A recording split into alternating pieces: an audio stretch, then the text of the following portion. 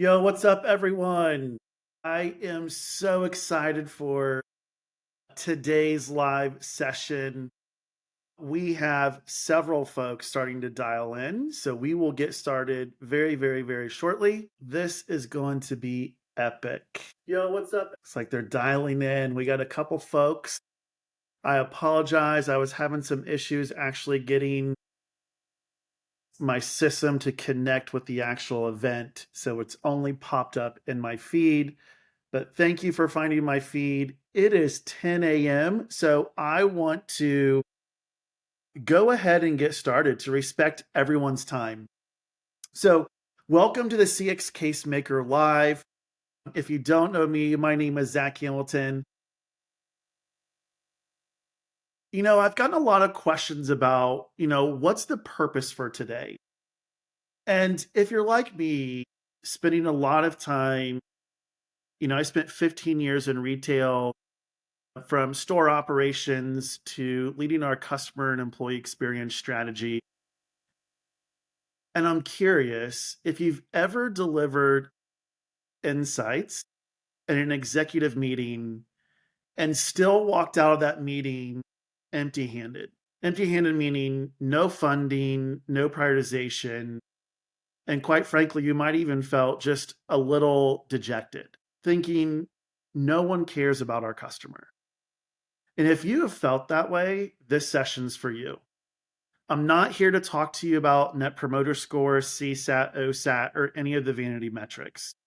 What I'm here to do today is to help show you how you can make customer friction impossible to ignore within your organization, leveraging a one-page business case that speaks the language of executive, not P&L. Now, what I thought I would do first is just tell you a little bit about myself. Now, I like to think Ryan Gosling could be my celebrity character if I was in a movie. And ultimately, what you're seeing is a picture of me while I was leading a division of 150 Aaron's rent to own stores out in the Midwest. And we had a really special visit from our CEO. And our CEO wanted to come visit because we were the last performing division and we had quickly turned it into the top performing division. And we were doing CX without really knowing what CX was. I mean, ultimately, our store managers got paid a percentage of their quarterly profit every quarter as a bonus. Our regional managers got a percentage of their quarterly profit, and then division leaders got a percentage of the quarterly profit. And so ultimately, we were always trying to understand what are those specific levers that would help us drive our growth, retain customers, and ultimately add efficiencies into our specific store's P&L or our region or our division so that we increased our profitability, which equaled a higher bonus. And so ultimately, our CEO was touring our stores and he asked the question, how can we just continue to help you increase your customer growth? And at that time, Aaron's.com was just an online catalog. So we couldn't fully transact. A customer could go online, they could fill out a lead form, it would route to the store, and the store would have to call for conversion. And quite frankly, the conversion was good, but I said, wouldn't it be incredible if we would just became the Amazon of rent to own? So our customers can fully transact the lease online, and then ultimately we would just deliver the merchandise that we had in our stores. And that's when we said, come to Atlanta. We're working on some big things. And so not only did I get to relocate from Indianapolis to Atlanta, ultimately I started to lead a lot of just customer facing initiatives. Things like outside of e-commerce, like launching our smartphone division, launching a premier loyalty membership. So a loyalty membership that wasn't free, it actually cost you money every single month. I started leading digital payment strategy. And not because I had the experience of leading all those specific initiatives, but because quite frankly, all of this was about change management. We were changing the way that our customers can interact with us. We were changing the way that ultimately we were going to do business operationally for a 60-year-old company. And so what you see on the screen right now is just a picture of me. It felt so good walking into quarterly town halls where executives were giving updates on all of our customer centric initiatives. And everything was green, green in sales, green in profit, green in hitting adoption metrics. Everything was green. And so I felt just so accomplished, not only what we were able to do as a team, but ultimately really selling change management across 1,200 locations and more than 600 franchise locations. And so what you'll say is, I walked out of those quarterly town halls confident with a chip on my shoulder. And not too long after that, our CEO personally came to me and asked me to do more than just lead our customer facing initiatives. He asked us to lead our CX program, which is what he called it, our CX program. And he continued to tell me, you know, he only knew that we had an NPS. He had no insights. He had no line of sight to what our customers are even telling us. And quite frankly, I felt extremely confident. I was riding high. It can't be that tough to lead initiatives. And so ultimately, I started leading our overall customer experience strategy. And 1 quarter later, yep, this was me after our very first executive steering committee meeting. Ultimately, I walked into that exec steerco feeling so confident. I had MPS and CSAT dashboards. I had our sentiment analysis on PowerPoint. I had our text analytics and our drivers. And I had all these just incredible looking dashboards. And I'm giving this readout. And ultimately, our CEO looked at me and said, so what? So what? What are you talking about? You just told me you had no line of sight. You didn't know what our customers were telling us. You didn't even know how our scores were trending. I'm giving you the exact thing that you're asking for. And you're asking me, so. And so I left that meeting feeling very dejected. I even questioned, is this for me? Am I really the right person to lead CX strategy? And quite frankly, what I realized is our executive leaders and our CEO, they did not care about survey themes. They didn't care about really our MPS. And quite frankly, they didn't care about sentiment analysis. What they cared about was what was blocking our revenue growth, what was causing the rising costs, what are our strategic risks. Quite frankly, our executives did not speak the language of customer. They spoke the language of problems and priorities that were blocking the P&L. And so if your insights aren't anchored to a business priority, they're not going to get funded. And that's why we start every case with a business first framing. Now, here's the other thing that I quickly realized leading the overall customer experience strategy. I didn't own prioritization. I couldn't control it. I couldn't control what my cross functional peers prioritized, what they worked on, what frictions they resolved. Quite frankly, internal champions do. You're not going to win prioritization by yelling louder. You need a champion or multiple champions who are internal allies that they're already on the hook for P&L impact. So revenue, cost reduction, same store sales growth, reducing customer churn. And you need to influence them. You need to show them how solving their specific friction helps them achieve their own goals. Ultimately, you have to do such a good job selling it that it becomes their idea. And now you're just helping them frame it up. And so ultimately, the biggest lie in our industry has been if you just create dashboards, if you democratize the insights, I love that freaking buzzword, democratize the insights, it will sell itself. And quite frankly, that's why so many practitioners and CX leaders are stuck. because it's not about more data. It's really about better translation. And quite frankly, you have to sell the change internally.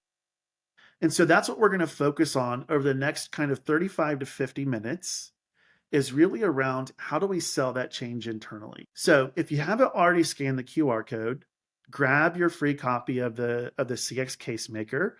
It'll take you to the landing page, scroll down, click on get the case maker, it'll come straight to your email. Now, why am I so fond of the case maker?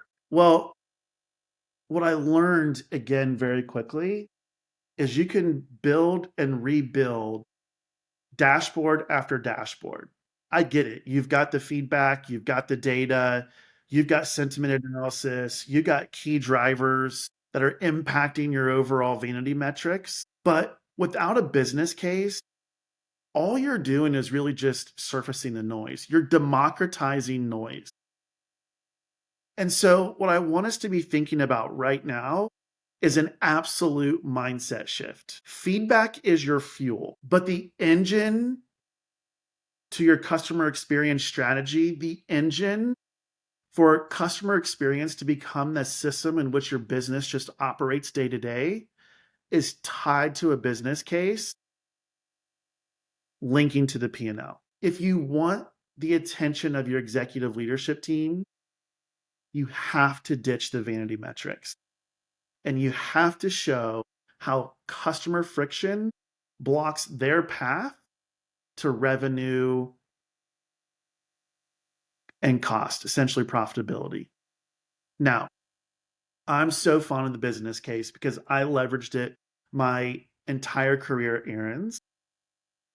And then after I left Aaron's and I joined Medallia and then Forsta, and I consulted for more than 200 retail brands globally, this is the exact business case that CX practitioners and leaders leveraged to not only get frictions prioritized, but track the impact, which resulted in over $100 million across all of these different brands and P&L impact. So if you haven't grabbed the case maker yet, we're going to walk through it section by section, scan the QR code, and we're going to get started. Now, each and every one of you should have the case maker, should have it up. It's a PDF. Maybe if you printed it off in order for you to take some notes.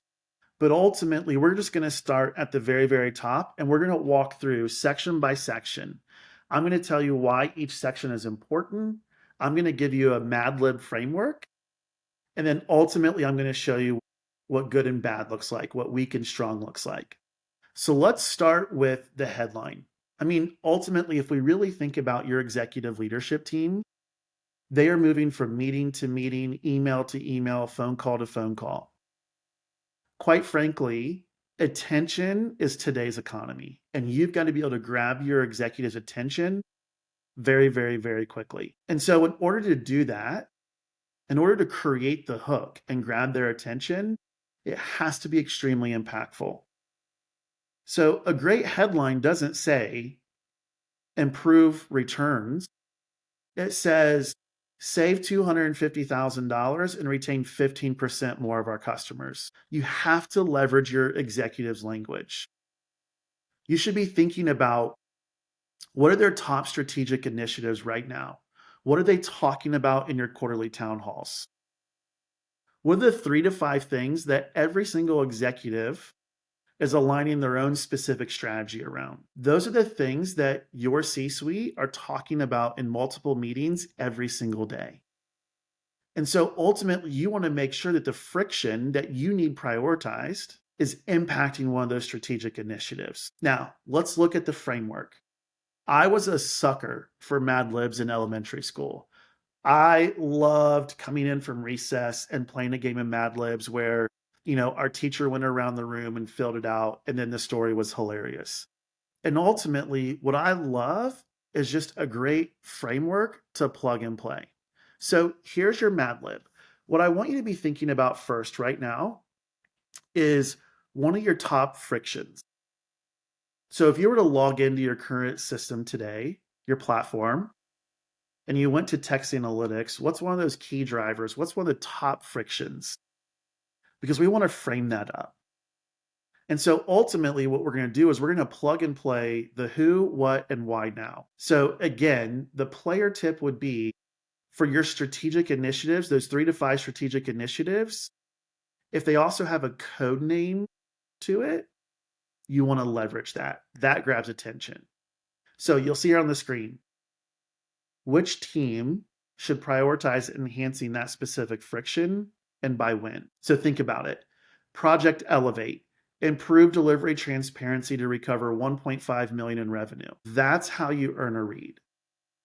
So let's look at some strong and weak headline examples.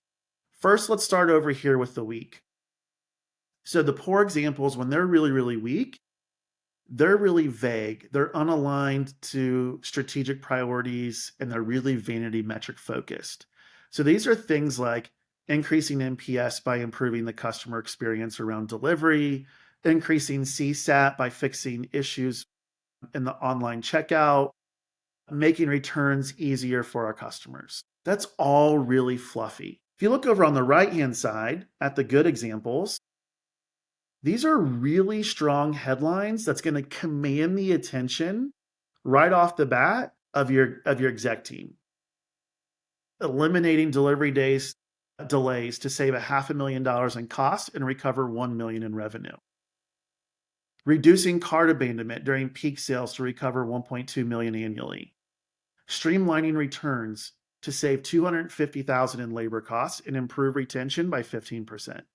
Those are the type of headlines that command the attention of your executive leadership team.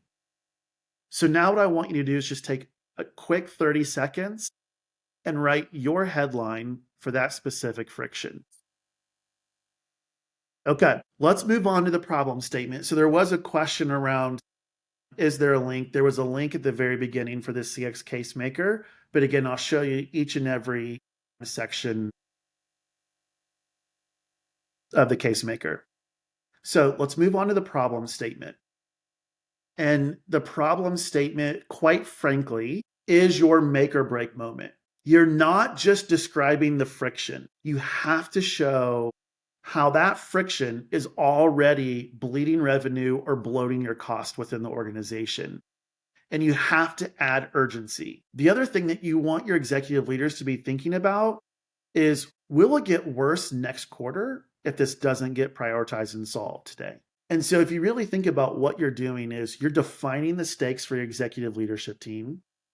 You're showing how it aligns to their specific strategic priorities, and you're creating urgency. So let's look at the framework. What you're going to do with the framework, again, is it goes back to how often is this friction occurred, to who, and what's it result in. So think about this. And the more specific you can be, the better. So I'll give you an example. Every quarter, at least 20,000 customers experience. This is where I want to get really, really specific.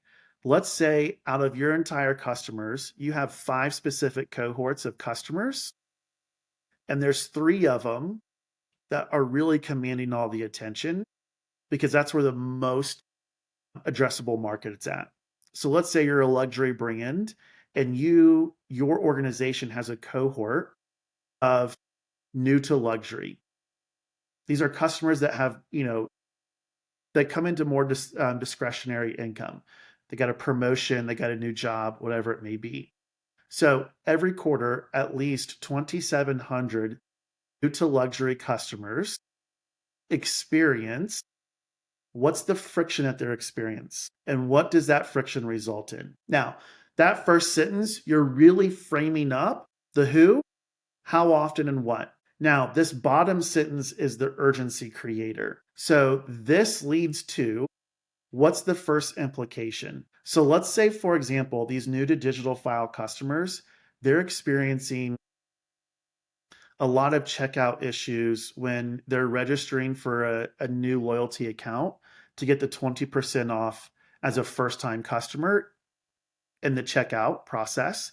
And it's resulting into 4.5% cart abandonment, maybe even higher, 20% cart abandonment. Well, ultimately, what that's leading to is missed digital revenue of this very important cohort. If it's not resolved by specific timeline, maybe you're preparing for peak season, we risk a second implication. And that second implication, think about the entire kind of organization. So it's we will miss our digital revenue target this year by $1 million. So it's not just the short-term implication, but if we don't solve this, it's going to impact the strategic implication. So let's look at some examples here of the problem statement. Our delivery abandonment NPS has decreased 7.5 points.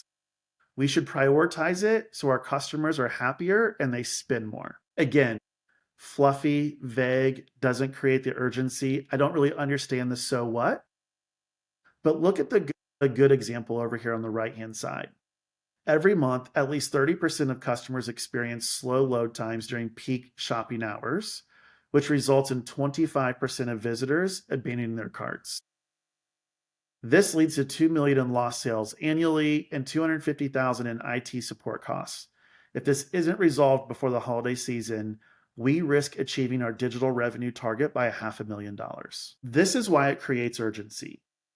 Because ultimately, at the end of the day, those 3 to 5 strategic initiatives are the big bets that your CEO and your executive team have gone to the market, have gone to shareholders, have gone to the board, and sold them on. These are the most important 3 to 5 strategic initiatives.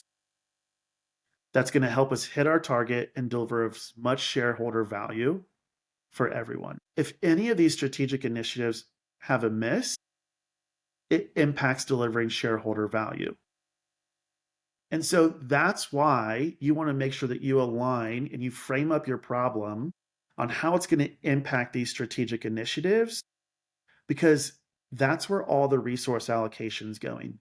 That's where all the discretionary budget's going to ensure that we hit and meet these specific strategic initiatives and the outcomes. So take a quick minute here.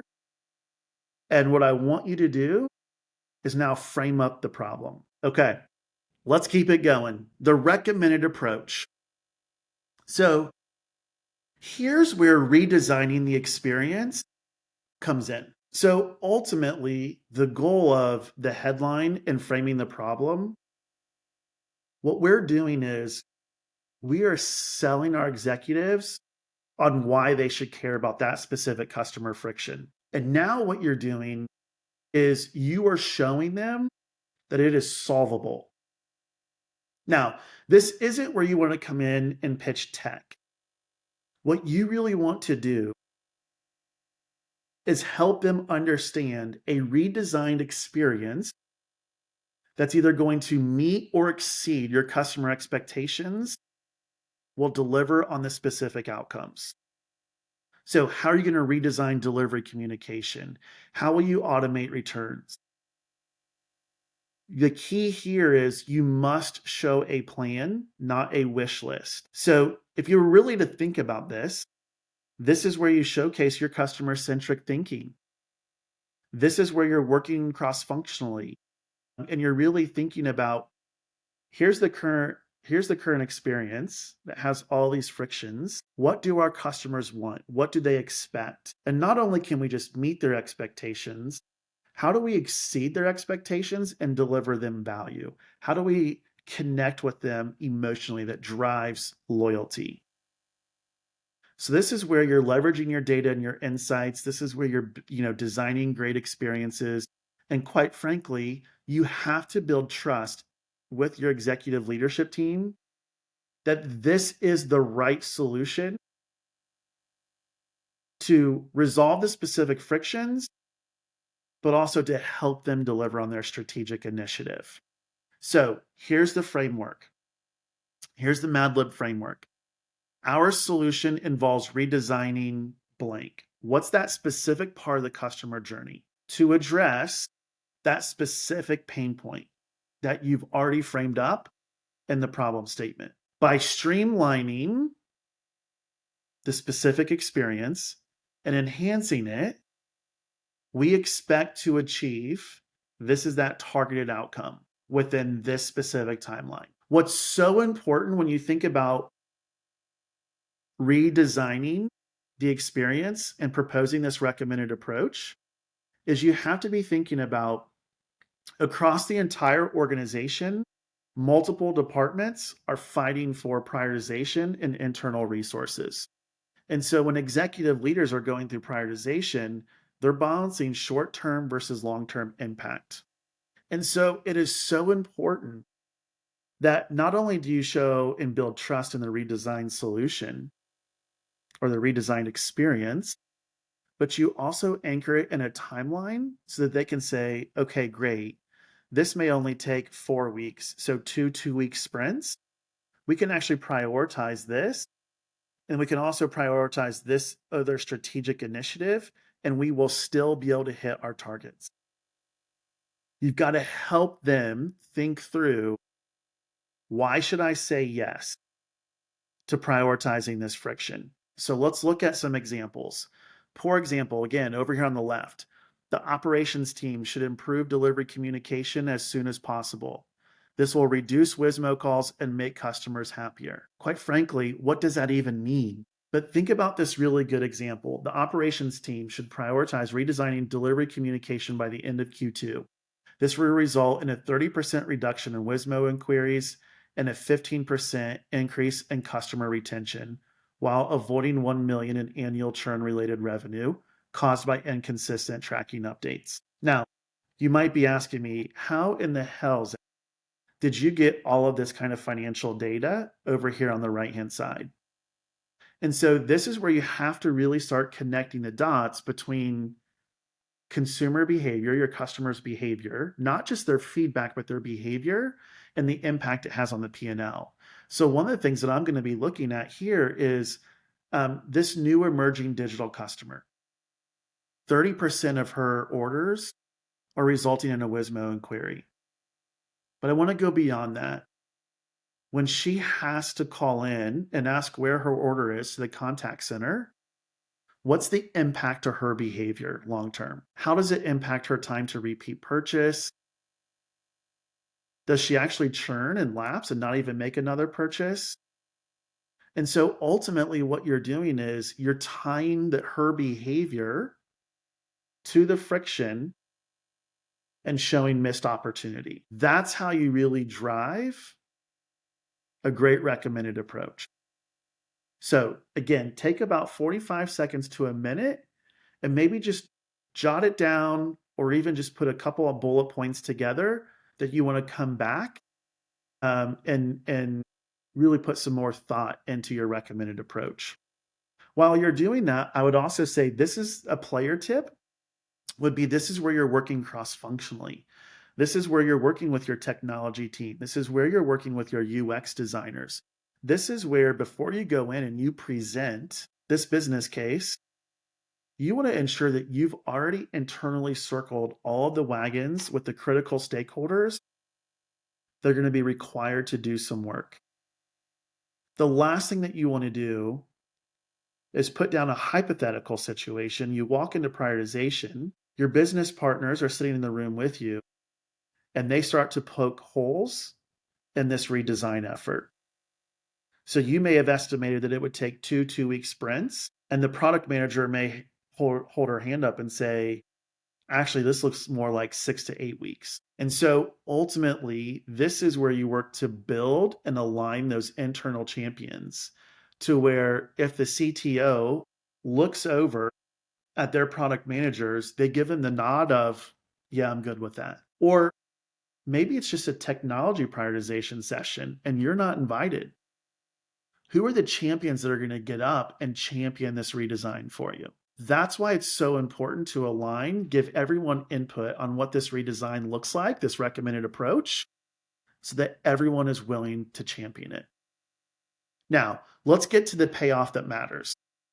So with the payoff that matters, this is kind of that moment that you answer, what's in it for me? The WIFM, the so what that my CEO asked very early on. This isn't about a vanity metric. It's really about how are you going to increase revenue? How are you going to drive same store sales? How are you going to help lower customer acquisition costs? How are you going to improve customer lifetime value?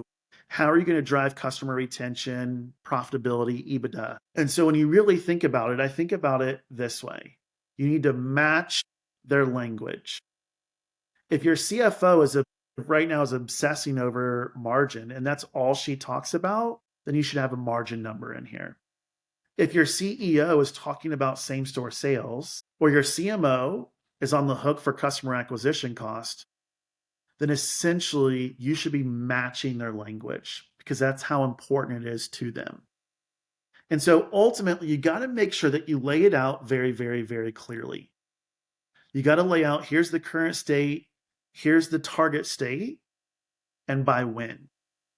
And you have to anchor it in real metrics. So just think about how are your cross functional partners measuring their current targets today? And that timeline to value matters so much because I can tell you from experience going through sprint prioritization sessions, if I can show that I'm going to make a 6-7 figure impact in less than 60, 90 days, that customer friction got prioritized and I jumped the prioritization queue. So when you really think about the current state, describe the inefficiencies or pain points. Where's your current metric at today? What are you trying to, what will you improve and what are those outcomes? I like to use a key metric table because quite frankly, if you really think about how execs think about their strategic targets, it's an X to Y by when. So they're always giving updates in that exact same kind of framework around X to Y by when. So let's take a look at those. So poor examples would be we want to increase our NPS by a couple points. We want to reduce negative sentiment analysis, whatever that means. Really good example is think about this X to Y by when table. So let's say one of the key metrics from the organization from an operational efficiency is we want to reduce WSMO inquiries. So right now, WSMO is at 30%. The target for the organization is 20%. And by when? Let's say, for example, you want to increase customer retention. So right now, the current measure is at 85%. What you believe is this redesign, this experience redesign will have a 5% impact. The target's 90%. And by when? End of Q3 2025. This drives ownership and accountability. And that's what your executive team is looking for when they drive prioritization. So take a quick 30 seconds. If you think about, how does your organization measure today? Just write out that very simple X to Y by when. Now, what we've led up to is really around what's the required investment. And so this is where action really gets driven. What you've got to be able to do is really now lay out the ask. Who needs to do what, by when, in order to unlock this value? And then, quite frankly, what happens if we don't prioritize this friction? What's the impact? So there's two things here. What's going to be a required investment in a compelling event. And quite frankly, a player tip here would be, you think about this compelling event that we'll walk through, think about it in terms of our current budget cycle, maybe our current roadmap. Think about kind of peak season if you're in retail. If you're in SaaS, think about when, your quarters end, or think about your and ultimately what you also want to make sure is we've kind of covered it very, very early on, but when you outline the required investment. So again, the required investment is resources needed. So who are the specific internal teams, tools, even maybe budget that's required for implementation? From a timeline perspective, how long is this going to take? And not just from an implementation point of view, but maybe there's some key deliverables around decision making and then impact to realization. And then you also want to address different scenarios and contingencies. So what are some of the potential challenges and how are you going to mitigate them? Now, my player tip, I'll give you a real life story at Aaron's. Anytime I went into a prioritization with cross-functional champions, What I noticed was the CEO would always look over at our chief technology officer. And ultimately, what's happening is the CTO is validating in his head, do we have the right resources? Are they asking for the right resources, especially if he needed to allocate, software developers and product managers and pulled into a sprint and the timeline. And so there's always one person within every organization that is the blocker. And our CTO had a blocker. And he would always look over at her and she would give the head nod of yes or no. So not only did I ensure that I aligned my cross-functional team around the redesign and the required investment, but I'd also make sure that I would walk her through it. And I wanted to walk her through it because I knew she was going to give the thumbs up or the thumbs down, and that was going to help drive prioritization. So let's look at some examples here. Poor examples would be what the team needs is CX and IT should rework to, should work on the delivery updates. Our budget's going to be approximately 50K. We want to start on it as soon as possible, and we hope to have it completed within a couple months. And then, quite frankly, we will adjust as needed if issues arise. Again, vague, no clarity, and it's essentially more of a wish list. Now, if you look over here at the good examples, this good example, the resources needed, e-commerce team, we need them to redesign the checkout flow. From the IT team, we need to optimize the website performance and page load speeds. This is actually going to take $50,000 of additional infrastructure upgrades and user testing. The timeline is we actually need a signature by December 15th in order for implementation to start on January 1st when we come back from holiday, with rollout completed by March 15th. Now, because we have the infrastructure constraints, we could use cloud hosting as a fallback for peak travel periods to help speed up page load speeds. And quite frankly, if there's any risk here, we could allocate 5K for a pilot program to test the new checkout experience before we do the full rollout. So what you'll see here is this is the investment required. It's fully flushed. I don't have to come back to our executive team to say, okay, here's what it is. Now, the other piece that I talked about was the compelling event. And the reason why the compelling event is so important is without it, even a really strong business case is going to get deprioritized. And so you want to make sure that you tie the entire business case, the case maker, to a critical business milestone. So is there an upcoming investor conference? Is there an upcoming board meeting? Is there an upcoming year end to the fiscal year?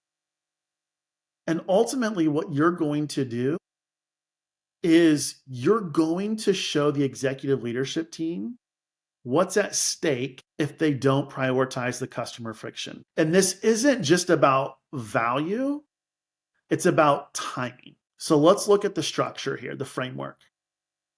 In order for us to avoid that very first implication that we framed up in the problem statement and achieve the specific desired outcome, so what's the organization, what's the business on the hook for, and the timeline, we must implement this specific solution, or we must implement this specific experience redesign by date, including either a signature or prioritization date by date. Ultimately, what you are doing is you're creating urgency and that fear of really kind of messing up, and that's going to create the action. So let's look at some examples here. For example, of a compelling event, we need to improve the checkout experience soon to reduce cart abandonment, or we should fix the returns process to improve the customer experience. Here's two really good examples. The first one, in order for us to avoid $750,000 in annual churn-related revenue loss and achieve a 40% reduction in support calls tied to return inquiries by Q2 of 2024, we must implement an automated returns workflow by March 1st, including an approval and signature by February 15th. The second one, in order for us to avoid 1.5 million in annual lost revenue from cart abandonment and achieve 15% increase in digital cart conversion rates by the end of Q1 2025, we must implement a streamlined checkout process by January 15th, including a signature by December 31st.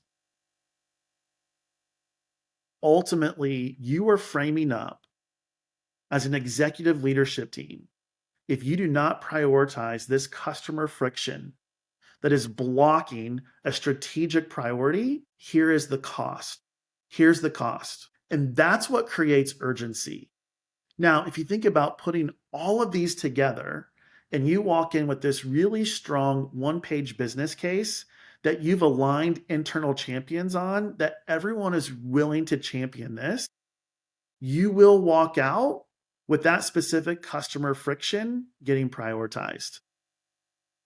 You will start to stack wins of prioritizing customer feedback or customer frictions. Your responsibility is framing them up to where your organization actually wants to take action. Now, today we walk through the CX Casemaker framework. That will always be free.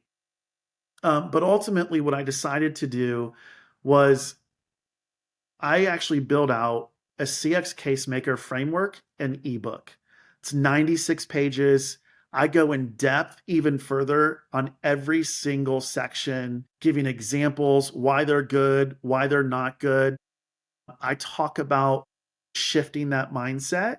And then ultimately at the end of the ebook, there's 3 business case examples. The ebook is $29.99. Think about what's inside that ebook of more than 15 years of practical experience. Now, there are some CX leaders and CX practitioners where the stakes are really high. So not only do you want to get the ebook, but you also want a 1-hour coaching session with me where you want me to review your one-page business case and give you feedback on it. I will also, during that 1 hour, coach you on how do you align your internal champions and how you present it. So for the ebook and that 1 hour coaching session, $179.99. If you scan the QR code over here on the left-hand side, it'll give you the opportunity to purchase the ebook. It'll come straight to your email today. And you can also add the one-to-one coaching session. With that, thank you, everyone. There are so many of us who built out a business case today. If you have any questions, feel free to hit me up directly in messages, and I'd be glad to answer those for you. Thank you.